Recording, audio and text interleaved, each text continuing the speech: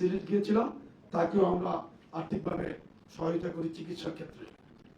29 October 2025 যুবদলের পক্ষ থেকে বগুড়া সোনাতলা উপজেলার দিকদাই ইউনিয়নের 12 ঘরিয়া গ্রামের অসহায় গৃহহীন মা মমেরুন বেওয়াকে একটি ঘর, টিউবওয়েল ও গোসলখানা সহ নতুন বাড়ি উপহার হিসাবে প্রদান করা হয়। ওখানে আমি নিজে উপস্থিত ছিলাম। বগুড়ার গাবতলী লাংলোহাট এলাকার যুবদল কর্মী মতিউর রহমান প্যারালাইসিস আক্রান্ত হয়ে অসহায় জীবন কাটাচ্ছিলেন। 29 অক্টোবর 2025 যুবদলের পক্ষ থেকে অসুস্থ মতিউর রহমানকে তার জীবিকা নির্বাহের জন্য মালপত্র সহ একটি দোকানঘর বুঝিয়ে দেওয়া হয়। ওটাতেও আমি উপস্থিত ছিলাম, আমি নিজেই ছিলাম ওই কর্মসূচিগুলোতে। প্রিয় সাংবাদিক বৃন্দ, এগুলো আমাদের সামাজিক দায়বদ্ধতার অংশ হিসাবে প্রতিনিয়তই আমরা বিভিন্ন জায়গায় বিভিন্ন কর্মকাণ্ড পরিচালনা করি। একটি সংক্ষিপ্ত চিত্র আপনাদের জানার সুবিধার্থে আমরা প্রদান করলাম। এবার আমরা গত 4 জুন 2026 তারিখে বাংলাদেশ জাতীয়তাবাদী যুবদলের পূর্ণাঙ্গ কমিটি ঘোষণার পর আমাদের সাংগঠনিক কর্মকাণ্ড একটু আপনাদের সুবিধার্থে আমরা বলছি। গত 8 জুন 2026 সোমবার জাতীয়তাবাদী যুবদল কেন্দ্রীয় নির্বাহী কমিটির নেতৃবৃন্দর এক মতবিনিময় সভা নয়াপল্টন হোটেল ভিক্টোরি এই হলেই আমরা টানা 12 ঘন্টা ব্যাপী এই মতবিনিময় সভাটি আমরা পরিচালনা করি। এখানে সকাল 10টা থেকে রাত্র 10টা পর্যন্ত, মাঝে খাওয়া লাঞ্চের বিরতি এবং নামাজের জন্য বিরতি সহ টানা 12 ঘন্টা আমরা এখানে অবস্থান করেছি এই হলে, এবং একটি সুন্দর সাবলীল একটি মতবিনিময় সভা আমরা সম্পন্ন করেছিলাম।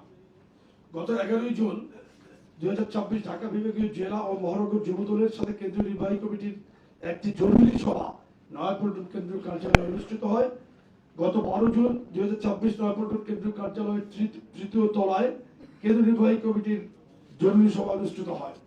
13 জুন 2026 যুবদল কেন্দ্রীয় নির্বাহী কমিটির নবনির্বাচিত নেতৃবৃন্দ শহীদ রাষ্ট্রপতি জিয়াউর রহমান, বীর উত্তম ও দেশনেত্রী বেগম মরহুমা বেগম খালেদা জিয়ার সমাধিতে শ্রদ্ধা নিবেদন ও দোয়া মোনাজাত করেন। এখানে প্রধান অতিথি হিসেবে ছিলেন বিএনপির সংগ্রামী মহাসচিব জনাব মির্জা ফখরুল ইসলাম আলমগীর এবং যুবদলের সাবেক সভাপতি জনাব বরকতুল্লাহ বুলু, জনাব মোয়াজ্জেম হোসেন আলাল এবং আমাদের সর্বস্তরের নেতাকর্মীদের ব্যাপক উপস্থিতির মাধ্যমে আমরা এই কর্মসূচিটি সফলভাবে সম্পন্ন করতে পেরেছিলাম। অপপ্রচার ও শিষ্টাচার বহির্ভূত রাজনীতির বিরুদ্ধে জাতীয়তাবাদী যুবদল কেন্দ্রীয় নির্বাহী কমিটি কর্তৃক আমরা সাংগঠনিক সপ্তাহ ঘোষণা করেছিলাম। অপপ্রচার ও শিষ্টাচার বহির্ভূত রাজনীতির বিরুদ্ধে জাতীয়তাবাদী যুবদল কেন্দ্রীয় নির্বাহী কমিটি কর্তৃক ঘোষিত কর্মসূচির অংশ হিসেবে ঢাকা মহানগর দক্ষিণ যুবদলের উদ্যোগে 17 জুন 2026 বুধবার বিকেল 4টায় জাতীয়তাবাদী যুবদল কেন্দ্রীয় নির্বাহী কমিটির সভাপতি আব্দুল মোনায়েম মুন্না, সাধারণ সম্পাদক মোহাম্মদ ইসলাম নয়ন এমপির নেতৃত্বে নয়াপল্টন কেন্দ্রীয় কার্যালয়ের সামনে থেকে শাহবাগ পর্যন্ত প্রতিবাদ মিছিল পূর্ব সমাবেশ এবং প্রতিবাদ মিছিল সম্পন্ন হয়। একটি ব্যাপক উপস্থিতি ছিল এখানে। অপপ্রচার ও শিষ্টাচার বহির্ভূত রাজনীতির বিরুদ্ধে যুবদল কেন্দ্র কর্তৃক ঘোষিত কর্মসূচির অংশ হিসেবে ঢাকা মহানগর উত্তর যুবদলের প্রতিবাদ মিছিল অনুষ্ঠিত হয় 20 জুন 2026 শনিবার বিকেল 4টায়। ওখানেও আমরা কেন্দ্রীয় সভাপতি, সাধারণ সম্পাদক সহ শীর্ষ নেতৃবৃন্দ উপস্থিত ছিলেন। এই মিছিলটি মহাখালী কাজা বাজার থেকে শুরু হয়ে নাভিস্ক হয়ে 7 রাস্তা মোড়ে গিয়ে শেষ হয়।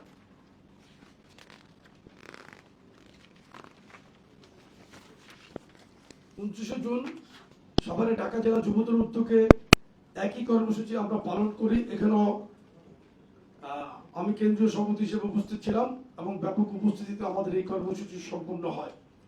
সাংগঠনিক সপ্তাহ উপলক্ষে দেশব্যাপী জেলা ও মহানগর এবং অধীনস্থ ইউনিট সমূহে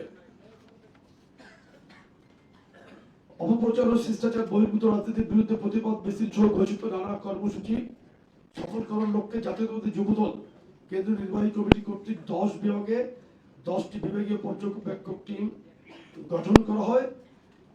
পর্যবেক্ষক টিমের নেতৃত্ব দিয়েছিলেন প্রতিটি বিভাগে একজন সহসভাপতি কেন্দ্রীয় এবং সদস্যবৃন্দ পর্যবেক্ষক টিমের যারা ছিলেন তারা অধীনস্থ বিভাগের সকল জেলা ও মহানগরী ইউনিটের সরাসরি উপস্থিত থেকে কেন্দ্রীয় কর্মসূচি বাস্তবায়ন করেন। সাংগঠনিক সপ্তাহ উপলক্ষে জাতীয়তাবাদী যুবদলের প্রতিবাদ মিছিল সহ গৃহীত কর্মসূচি সফলে গঠিত বিভাগীয় পর্যবেক্ষক টিমের সদস্যদের তৈরিকৃত প্রতিবেদন নিয়ে আলোচনার নিমিত্তে 5 ও 6 জুন 2026 কেন্দ্রীয় কার্যালয়ে জরুরি সভা অনুষ্ঠিত হয়। 5 তারিখে যেহেতু 10টি বিভাগ, 5 তারিখে আমরা কয়েকটি বিভাগ করার পরে পরের দিন প্রথম দিন আমরা মুলতবি করি, পরের দিন আবার 6 তারিখে এটা আমরা আবার জরুরি সভা অনুষ্ঠিত করি। সবাই প্রতিবেদন সমূহের আলোকে পরবর্তী করণীয় নির্ধারণ করা হয়। প্রিয় সাংবাদিক ভাইরা, আগামী দিনের যে কর্ম পরিকল্পনা আমরা এখন দিচ্ছি, আপনারা একটু আপনাদের সময় নিয়ে আমরা সেটা জানাচ্ছি।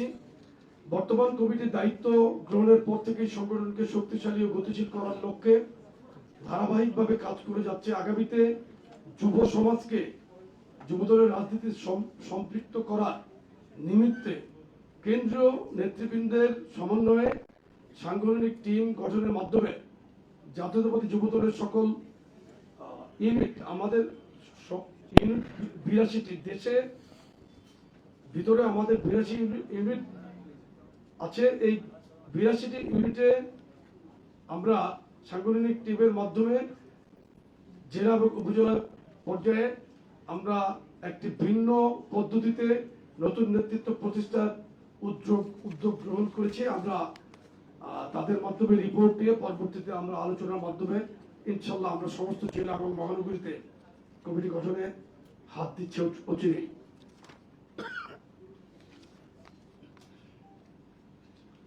যুব ক্রীড়া মন্ত্রণালয়ের সহযোগিতা পাওয়া গেলে যুব সমাজের কর্মসংস্থান সৃষ্টি ও কর্মসংস্থান বৃদ্ধিতে সরকারি উদ্যোগের সাথে একযোগে কাজ করার পরিকল্পনা আমাদের রয়েছে। বর্তমান গণতান্ত্রিক পরিবেশে সাংগঠনিক শক্তি বৃদ্ধির পাশাপাশি সামাজিক দায়বদ্ধতার অংশ হিসেবে রক্তদান কর্মসূচি, যেটা আমরা ইতিপূর্বে 30 এপ্রিল পালন করি, রক্তদান কর্মসূচি অসহায় মানুষের মাঝে ত্রাণ বিতরণ, শীতবস্ত্র বিতরণ, বৃক্ষরোপণ, পরিচ্ছন্নতা অভিযান এবং দুর্যোগ কবলিত মানুষের পাশে দাঁড়ানোর মতো মানবিক ও জনসম্পৃক্ত বিভিন্ন কর্মসূচি বাস্তবায়নের মাধ্যমে সংগঠনকে আরো কার্যকর করার উদ্যোগ নেওয়া হয়েছে। এবার মূল প্রসঙ্গে আসি।